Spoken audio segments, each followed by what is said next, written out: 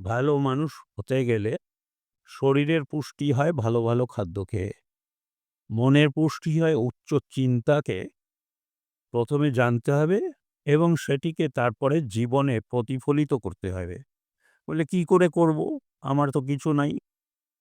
তোমার যদি সেইরকম ইচ্ছা বা যেকোনো মানুষের যদি খুব আন্তরিক ইচ্ছা হয়, ভগবান বা স্বামী বিবেকানন্দ ঠিক এসে তাকে পথ করে দেবেন। আজকাল নিজের প্রয়োজনের যেটুকু লেখাপড়া শিখে আমাকে কিছু তো উপার্জন করতেই হবে। কারণ আমি বা আমার পরিবার, আমার বাবা-মা ইত্যাদি তাদেরকে ভরণ-পোষণ কিভাবে হবে তা নাহলে? সেটা তো প্রাথমিক করতেই হবে।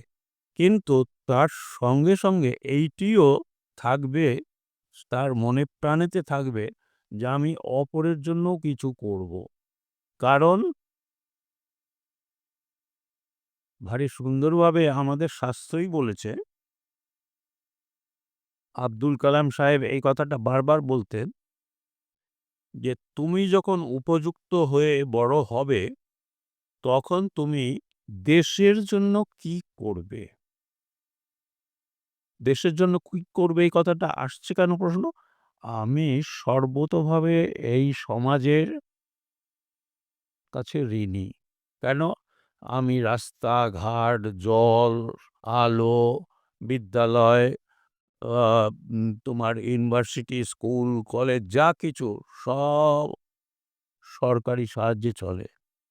সরকারি সাহায্য চলে মানে এটা কি?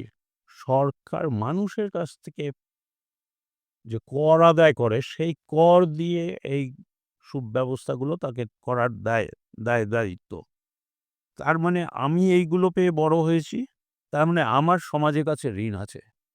সেই ঋণকে পরিশোধ করবার জন্য আমার কিছু অপরের জন্যও করতে হবে।